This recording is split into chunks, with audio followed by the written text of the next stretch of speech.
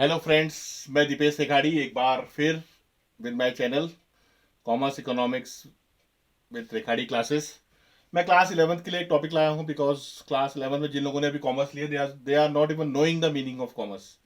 क्यों ऐसा हो रहा है? लॉकडाउन ने की वजह से क्लासेस हो नहीं रही हैं, इंटरेक्शन डायरेक्ट हो नहीं पा रहा है, कोई यूट्यूब से पढ़ा रहे हैं टीचर्स, कोई ऑनलाइन चल रहा है, लेकिन फिर भी समझ में आया तो मैं भी एक इलेक्ट्रॉनिक मीडियम से आपको एक यूट्यूब पे एक चीज़ बताऊंगा सिर्फ इस चैनल पे कि एसेट्स क्या होते हैं। क्लास 11th को समझना बहुत जरूरी है।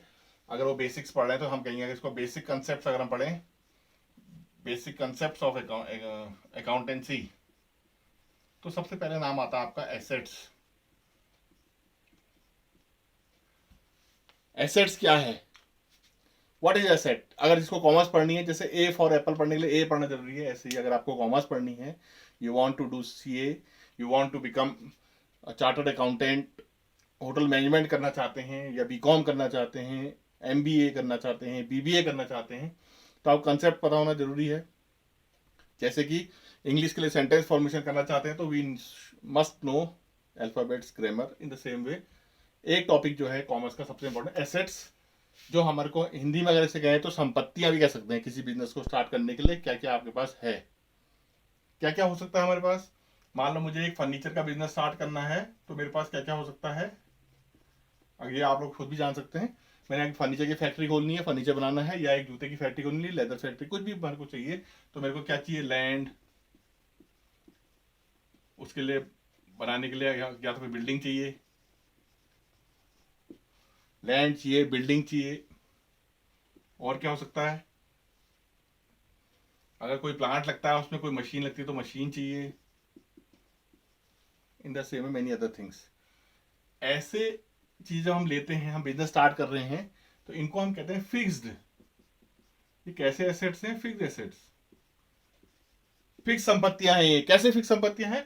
हमने खरीद लिया एक बार, हमारे पास रहेगा। लेकिन अगर हम कहें कि बिजनेस अब हमने स्टार्ट करा है, हमारे पास कैश है, हमारे पास कैश है, हमारे पास स्टॉक है।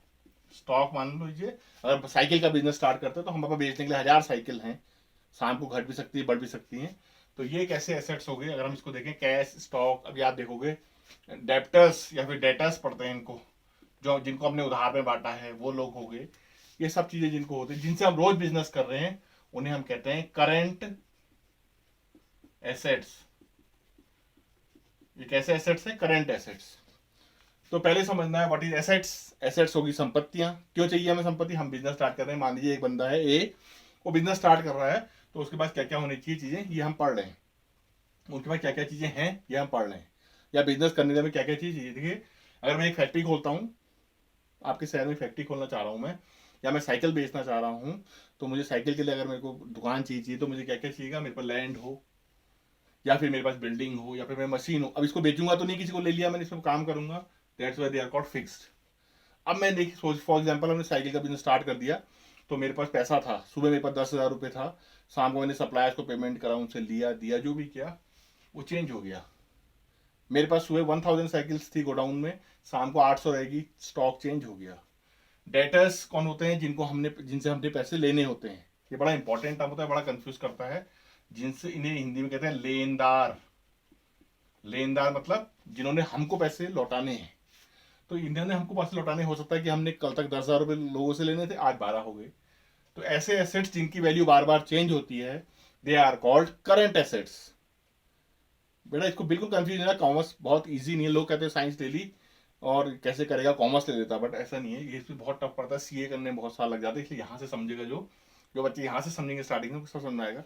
मान रहा हूँ मैं कि स्कूल में आप लोग थोड़ा पढ़ लिया होगा, लेकिन फिर भी यहाँ पर ध्यान देना बहुत जरूरी है।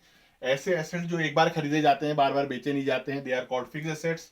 Those assets by which we are doing business every day and whose value changes constantly, they are called current assets. आप देखिए, करंट एसेट्स और फिक्स एसेट्स की जरूरत कहाँ पड़ती है? करंट एसेट्स से हम बिजनेस करें, रोज चाहिए। आपके घर में जो कैश है बढ़ते घटते रहेगा, लेकिन जो रेफ्रिजरेटर खरीद लिया, फ्रिज, या फिर जो फर्नीचर लिया, वो ऐसे ही रहेगा। तो इसलिए उसको फिक्स कहते हैं। Current assets, fix assets. अभी एक होता है आगे, अभी आप देखेंगे लिक्विड। कैसा एसेट? Liquid asset.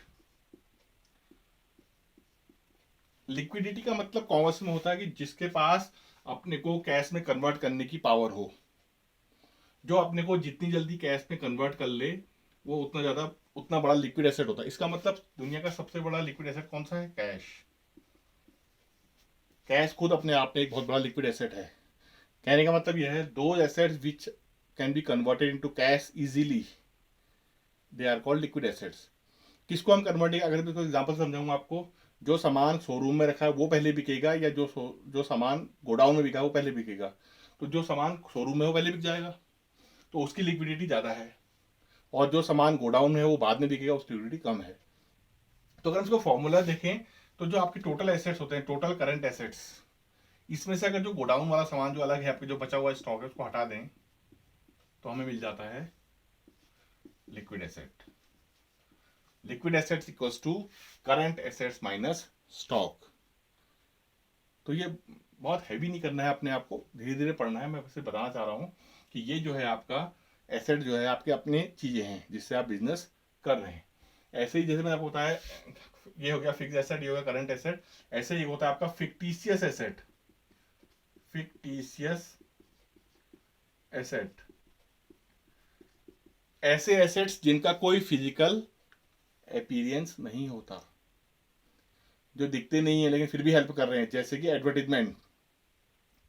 एक कोल्ड ड्रिंक के ऐड में एडवर्टीजमेंट करने से किसी हीरो ने ऐड किया और वो बहुत बिकने लगा, जो कोल्ड ड्रिंक बिक ही नहीं रहा था वो ऐड करने से बिकने लगा, तो एडवर्टीजमेंट एक तरह का फिक्टिव एसेट है। या गुडविल, दो दुकानदार एक जैसा सामान बेचते हैं फिर भी एक की सेल ज़्यादा एक की कम है, क्यों होगा ऐसा? या तो उसका व्यवहार अच्छा है या उसकी रेपुटेशन अच्छी है।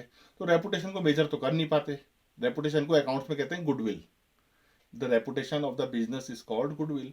तो गुडविल दिखता तो है नहीं, तो गुडविल कैसा एसेट है? फिक्टिशियस। गुडविल कैसा एसेट है? Fictitious asset. तो फिलहाल के लिए इतना समझना है आपको। मेन तो ये है आपको, फिक्स एसेट जिनसे हम रोज बिजनेस करते हैं, बेचे नहीं जाते हैं, उनको एक बार खरीद लिया फिर छोड़ बेचते नहीं है। ये जिनको हम बेचते हैं खरीदते हैं, जिनसे रोज का ट्रांजेक्शन होते हैं, they are called current assets. और ऐसे एसेट जो बिजनेस को प्रॉफिट तो कर रहे हैं but they are not having physical existence, they are called fictitious asset. जो एसेट अपने को जितनी जल्दी कैश में कन्वर्ट कर लेता है, they are called liquid assets. तो इतना आप लोग आज समझिए, इतना ही पढ़ा रहा हूँ मैं, इतना ही बता रहा हूँ। इससे आप ही समझना है क्लास 11th के बच्चों को कि बेसिक्स क्या हैं। बेसिक आप पढ़िए, बुक में पढ़ेंगे आपको समझ नहीं आएगा, इसलिए मैं आपको इजीली बता रहा हूँ। और अभी मेरे वीडियोस आएंगे क्लास 11th के लिए, और मैं नया बैच अपना स्टार्ट कर रहा हूँ सितंबर में। तो जो नज़दीक के लोग हैं, जो लोग कर सकते हैं, they can join and others can join in my videos. Number आपके पास है, इसको सब्सक्राइब करिए तो आपको रोज रोज नए वीडियोस मिलेंगे। बेल आइकन दबाइए, आपको इससे पता चलेगा कि जो भी नोटिफिकेशन, जो भी नया वीडियो आएगा उसका नोटिफिकेशन आपको आ जाएगा। जैसे मैंने एसेट बताया, इसका मैं आपको लाइबिलिटीज बताऊंगा, तो आपके दो कॉन्सेप्ट क्लियर हो जाएंगे। एसेट्स क्या होता है, लाइबिलिटीज क्या होती हैं, फिर ये पढ़ेंगे डेटर्स क्या है, क्रेडिटर्स क्या है, कितने टाइप की लाइबिलिटीज होती हैं। ये सब पढ़ते हुए बेसिक कंसेप्ट आपका पूरा हो जाएगा, तो इससे आपको इजीली पढ़ने में मदद मिल जाएगी। Best for the time being, see this, check this, thank you.